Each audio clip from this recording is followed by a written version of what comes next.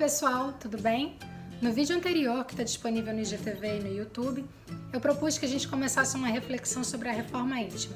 E eu trouxe 6 perguntas. O que é, para quê, por quê, para quem, quando e onde fazer a reforma íntima. Eu deixei a 7ª pergunta, como fazer, para um vídeo todo especial. Então eu convido vocês a assistirem até o final comigo, mas eu já adianto que eu não trago aqui nenhuma fórmula mágica, nenhuma receita pronta, um pó de pirlim-pim-pim que vai fazer com que da noite para o dia nos tornemos seres humanos melhores. Isso não existe. Fazer a reforma íntima, começar esse processo, exige muita disciplina, exige esforço diário, responsabilidade e paciência, porque é um processo longo, que leva tempo. Para uns é mais rápido, para outros é mais devagar, mas é preciso se respeitar o seu tempo. E é preciso muito autoconhecimento. Aliás, Sócrates, quando passou aqui por essa terra, ele deixou uma frase que se eternizou. Conhece-te a ti mesmo. Anos depois, Santo Agostinho, no Livro dos Espíritos, nos trouxe uma mensagem onde ele disse que o autoconhecimento é a chave do progresso individual. Então veja como é importante nós conhecermos quem nós realmente somos. É importante que a gente, para começar esse processo de transformação, de elevação, a gente se pergunte, quem sou eu? E quem eu quero ser? Em que eu quero me tornar? É olhar para dentro, fazer um mergulho profundo na nossa alma e entender quais são as nossas virtudes, as nossas habilidades e quais são as nossas dificuldades. Primeiro, de uma forma até gentil e carinhosa, vamos olhar para o que a gente tem de bom, perceber quais são os nossos talentos e habilidades, o que em nós merece ser propagado, divulgado, exaltado.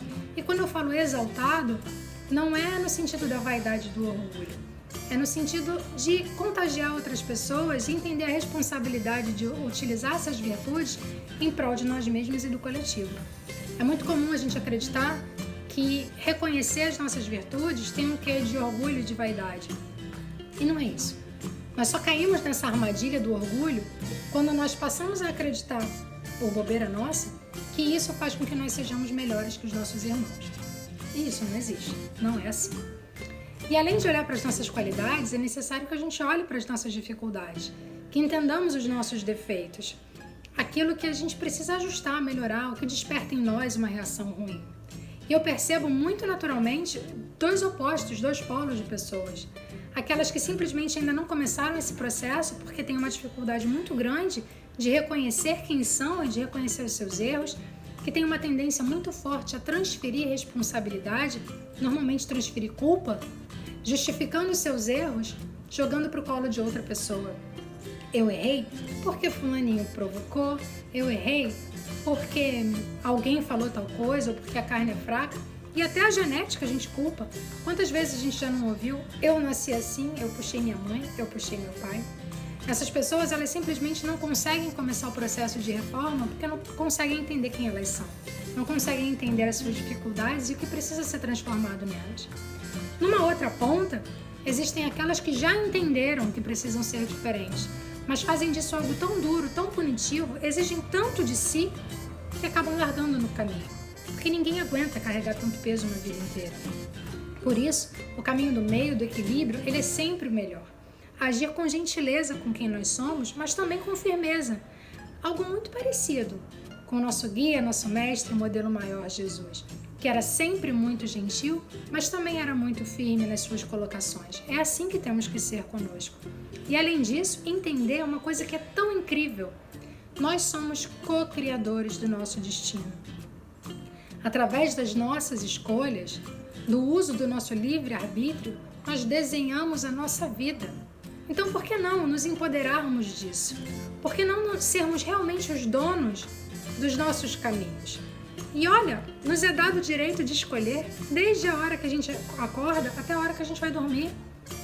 Se eu acordo de bom humor, se eu quero que o meu dia seja legal, se eu acordo sorrindo, cantando, ou se eu acordo de mau humor, reclamando com as atividades que ainda nem começaram, se eu reclamo do trânsito, do cachorro que late, do barulho do vizinho, do chefe que é chato, do funcionário que atrasou um relatório. Tudo isso, como a gente vai lidar com as adversidades do dia, mesmo que elas sejam aparentemente pequenas, são escolhas que transformam a nossa vida. E é nas pequenas coisas que a gente aprende para poder aplicar nas situações mais complexas, mais adversas e mais difíceis. Veja bem que não precisa, esse processo de reforma, ele não precisa ser algo duro e pesado. Ele é sério, exige disciplina, responsabilidade, mas a gente está aqui nessa terra para evoluir e, sobretudo, para sermos felizes, para descobrir o caminho da felicidade. E é tão comum, se nós somos aqueles que dirigimos a nossa vida, que temos nas nossas mãos o poder da decisão do nosso caminho, constantemente nós fazemos escolhas que nos causam dor e sofrimento. E não só nós, mas também a pessoas à nossa volta. Por que a gente ainda insiste nessas más escolhas? Existem uma série de guias e de roteiros, de perguntas que a gente pode fazer diariamente como exercícios para entendermos a nossa reforma, se ela está em curso, se estamos evoluindo, se estamos conseguindo. É perguntar se a gente teve paciência durante o dia, se nós soubemos ouvir, se nós fomos gentis. É também entender que a gente precisa focar nas coisas boas, ter um olhar doce para a vida e dar mais valor àquilo que é bom, sermos mais gratos às coisas que nós possuímos, em vez de passarmos tanto tempo reclamando. Reclamar, gente, só atrasa esse processo de transformação. E ninguém merece gente reclamona, né? Ninguém aguenta isso.